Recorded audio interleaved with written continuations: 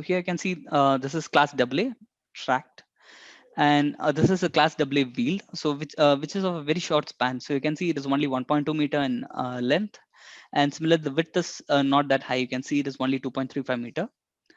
And similarly, you can see that, but a class 70 vehicle, it's somewhat pretty long compared to that of class AA vehicle, even though it's 1,000 kilonewton. So in case of a shorter span bridge, assume it's a 5 meter long or 6 meter long, this could be pretty governing compared to that of a class 70 vehicle. And similarly, you can see class A and class B vehicles over here. So they have somewhat very similar load pattern, just that the magnitude is different compared to that of class A is with class B. And similarly, as I have mentioned, you can see that class AA vehicle is 3.6 meter in width, while long, while class 70R is somewhat longer, and it takes, but it has the same magnitude of load. So the next thing is effect of vehicle load. It does not only impact the magnitude of the vehicles. We have other forces that happens due to the vehicle loads as well. For instance, the longitudinal loads, which happen due to braking and acceleration. That is also given in IRC 6. And similarly, we have impact factor, or it is called in other codes as dynamic amplification factor. So this happens due to the irregularities that happen on the surface of the bridge, and also due to the location of the vehicle that varies over the location. So in one point, there is a deflection occurs, a deflection that happens due to the loading of the vehicle at a particular point in the bridge. But when it moves to the next location, the same deflection remains, even though the vehicle has moved to the next point. So instead of having the force that is happening for a vehicle at a particular location, you might have the effect of the previous deflection incurred in it. So this happens with the impact factor or dynamic amplification, as it is mentioned in other codes. Then we have also forces due to centrifugal forces that happens due to the curvature of the bridge. And in case of railway bridges, we have certain other effects such as racking forces and derailment forces, as I have mentioned earlier. So this happens specifically in case of railway bridges. So racking is the it's happens along the around the vertical axis. It's a movement around the vertical axis due to it happens in mostly in rails actually, and it is somewhat briefly explained in IRS codes as well. So what are the other variable loads that govern in bridge design? They are seismic loads, then we have wind loads, then hydrostatic loading, then surcharge loading, and also pedestrian loading. And as I have mentioned, one of the accidental action, that is derailment. Similar to that, we can have other accidental actions as well. So the other accidental actions can also happen due to the case that you might have a highway on the bridge. So we will be designing the vehicle to be placed in the highway, but the bridge might have pedestrian areas or some other areas on its superstructure where we don't assume that the vehicle will be placed generally. But in certain cases, there is an accidental case where the vehicle moves to those locations. That is one of the accidental loading that we'll be generally considering. And other one is due to the collision with vehicle restraint systems. The vehicle tends to, in certain cases, accidents might happen, and the vehicle can collide with your vehicle restraint system. So those forces also need to be transferred into your bridges. So that is also an accidental action. And similarly, in certain bridges, we have the substructure. So the vehicle does not only move on the bridge, we have cases where the vehicle move under the bridge. So you might have a rail that can impact on your piers. And similarly, if it's a ship or a barge, they can also impact on your substructure, the pier.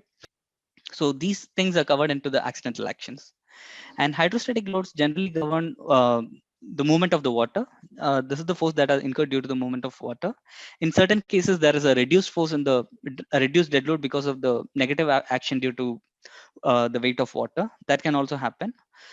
So you won't get the exact benefit that you'll be getting due to compression when you're designing your substructures. That needs to be considered. So there'll be a reduced downward pressure compared to that of if there is no water. That needs to be considered in this case. That is hydrostatic pressure. And also in certain cases in colder regions, which generally doesn't occur in India, but if you're designing for northern European countries, in that case we have to consider the impact of ice or similar huge snow mass that is moving in the water. So that also needs to be considered for water loading generally on the substructure. And other important things are wind loading. Wind loading is pretty significant in case of long-term bridges. They can have very a devastating effect. So if someone is familiar with Tacoma Bridge, it uh, it just opened and it failed within first 2 or 3 days of its opening.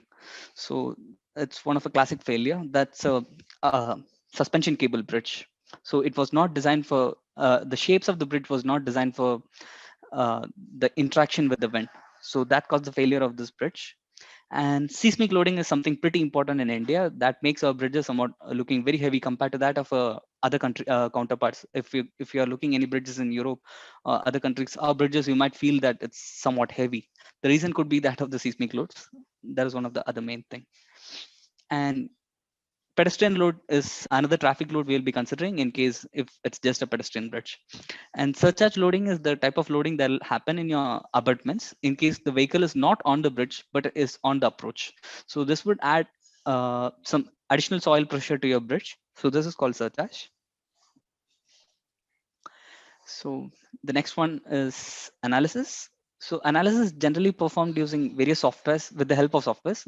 Unless it's a very simple bridge where we use simple static methods of analysis with Excel. We place the loads and we design them. Sorry. The analysis generally performed in case of 3D finite element analysis model with completely shell elements in case if it's a very long span bridge, and if it's a steel bridge where we need to know the buckling shapes of the bridge. So in that case, we use a complete 3D shell element model. In case if the bridge is not that complex, in certain cases, we might use shell and beam elements. A shell element is one where it's similar to a slab, and a beam element, as you know, it's a three-dimensional element, but it has only a line. It doesn't have a surface. And similarly, in case of other complex bridges, lesser complex bridges, we'll be using grillage elements. Grillage is we model the beams, that is the beam elements to be equivalent of a shell. So in case we'll be making multiple slabs instead of making a slab with shell element in the software, we'll be using multiple number of beams to represent the shell element that is being placed.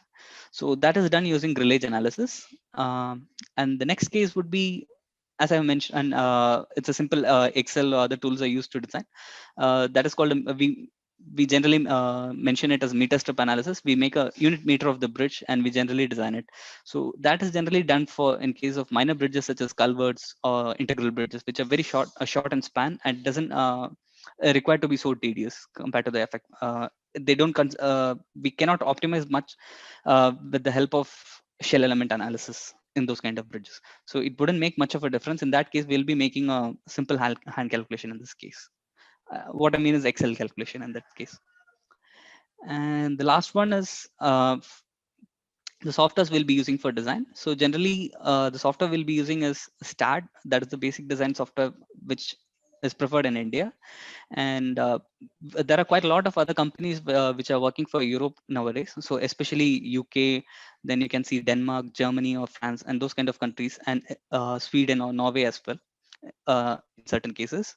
So Middle East is one of the main locations where India designs. Actually, quite a lot of Middle East works are being done from India. For instance, in companies like Atkins or uh, Sistra, those kind of companies, they take Middle East work due to the shortage of labor. The design work is delivered from India. So in that case, we'll be using different softwares for various purposes. So Lusas is generally preferred in UK. That is one of the most preferred softwares in UK. And Midas is a Korean software which we'll be using it for design of bridges again. And Sophistic is similarly a German software which we are using.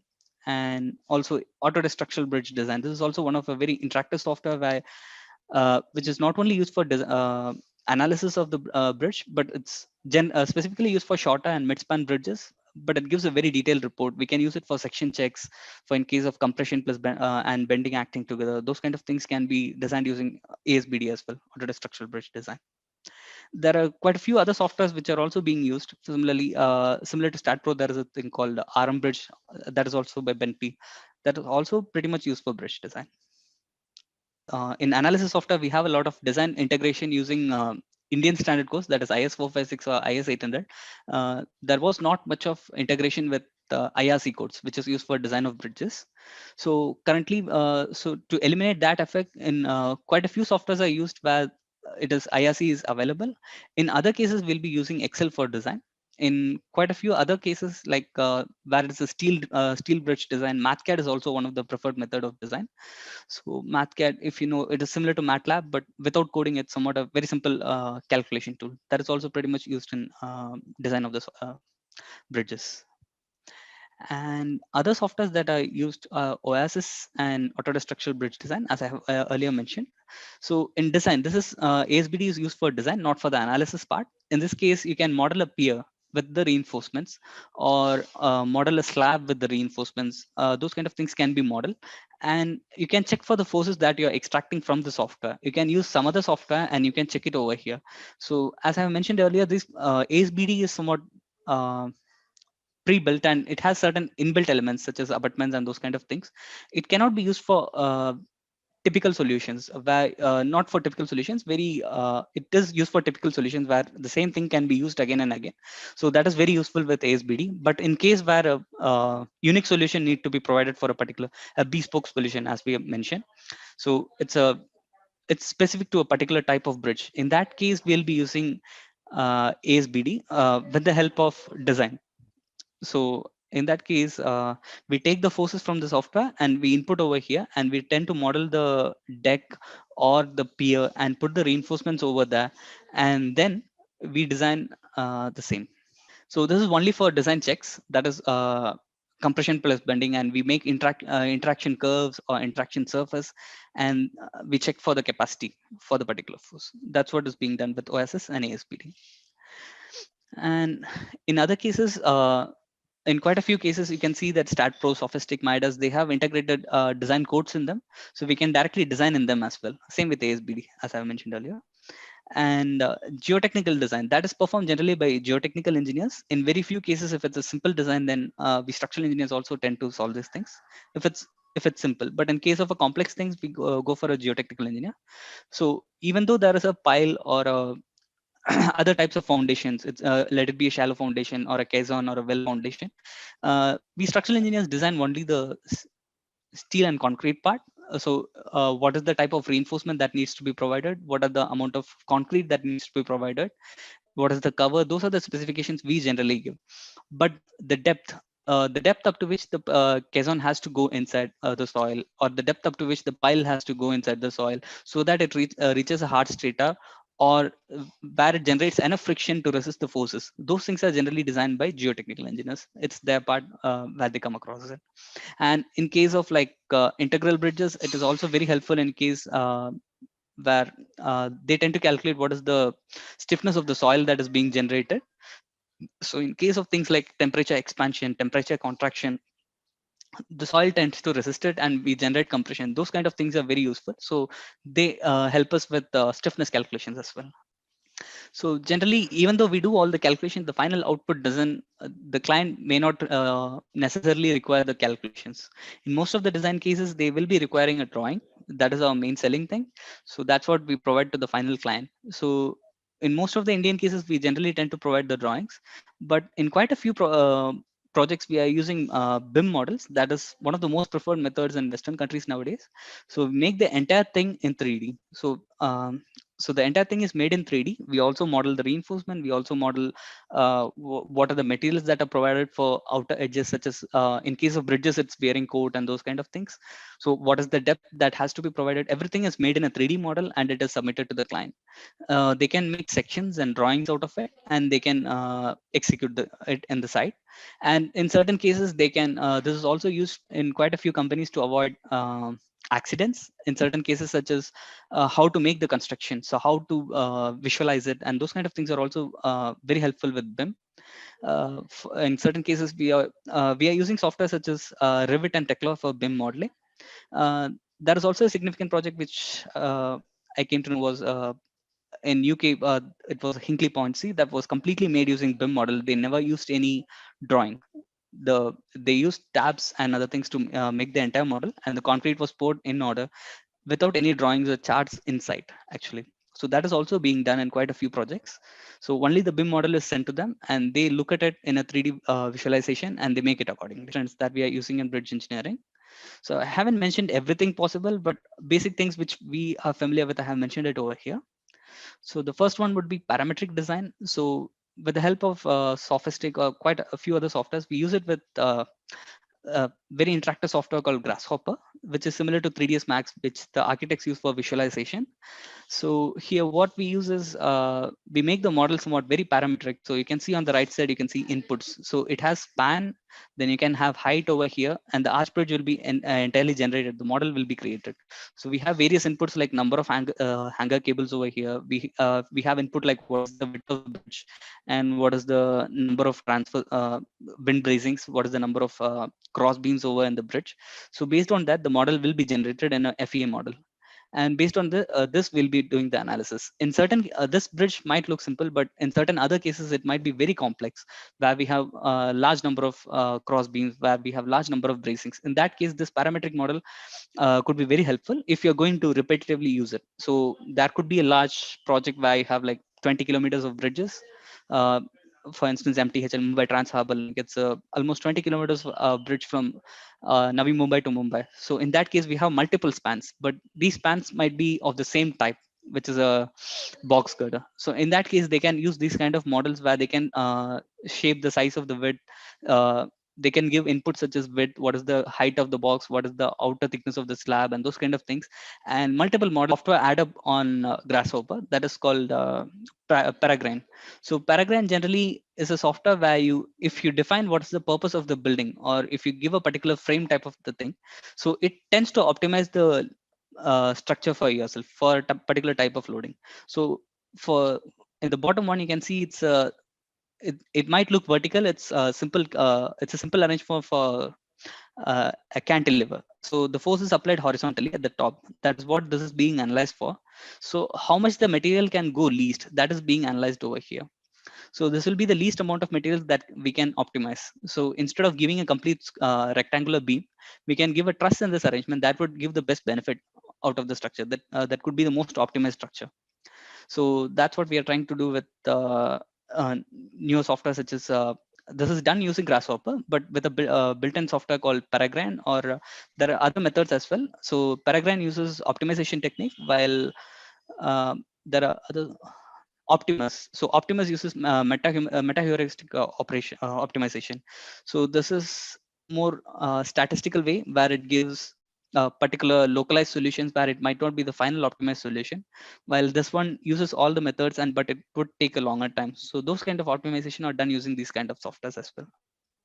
So so this one which I have presented is for Grasshopper and Rhino. Similarly, it can be done with Revit and Dynamo as well. So that is the parametric input part of Revit that is done by Autodesk. And similarly, we have other trends such as 3D printing. So we nowadays see a lot of 3D printers using plastic and other elements. So that is used for building small elements, which we can use as GIFs, or we can see 3D printed images of people. Uh, those are being done over in localized areas, but we are also using it for design of bridges. There are a few bridges that are designed in Netherlands that have been implemented using 3D printed methods. They were hollow bridges, and they were tensioned later. So they were built using the basic shape was built using the 3D printer, and then they were tensioned or compressed. We can say pre-tension or compressed. And next one is also FRP bridges. FRP material is also gaining significant advantages nowadays, and you can see that this has been already used for quite a while in oil and gas industry, where they were using it for localized materials. There were steel frames, but the deck and other solutions were generally provided using FRP materials. Nowadays, FRP sections are also available with pre-drilled holes and those kind of things. So they are also being used for quite a lot of new bridges here. So if you're familiar with it, there is a beautiful TED talk by Ian Firth, who was a ex-president of Institution of Structural Engineers UK, who has mentioned it earlier that we are using steel bridges for suspension cable bridges, which can be up to 2 kilometers long. That the current limit is 2 kilometers long, which is Akashi Kaikyo Bridge. So that is the longest single span cable suspension cable bridge. But if we are using carbon fiber reinforced polymer, we can stretch this up to 10 kilometers. So that is the benefit that we are getting using FRP bridges. So carbon fiber reinforced polymer is also an FRP if you are familiar with it. So that is also being explored nowadays quite a lot. and but things like glass fiber reinforced polymers and those kind of things are pretty much used very significantly now, very much nowadays. Even colleges in India like IIT Madras, they are using these kind of materials for building houses, GFRP materials using. Career path. So if you're planning to enter into design as a design engineer in bridges, so basically the entry level will be graduate or trainee engineer. That will be the offer by most of the companies for 0 to 5 years. Then you'll be in design engineer. As a design engineer, you can develop yourself. On a mid level, from 5 to 15 years, you can develop yourself from a graduate or trainee engineer to senior design engineer or a project manager. Some people also tend to move towards the side as well. In the stage, it's somewhat very flexible over there as they move up the ladder. So where they can also form bonds over there, and they can move up as site support engineer. They tend to support the site also. And if you're still staying in the field of design, then you can move further as head of the departments, or also move into senior management positions in later stages as head of the companies or things like that.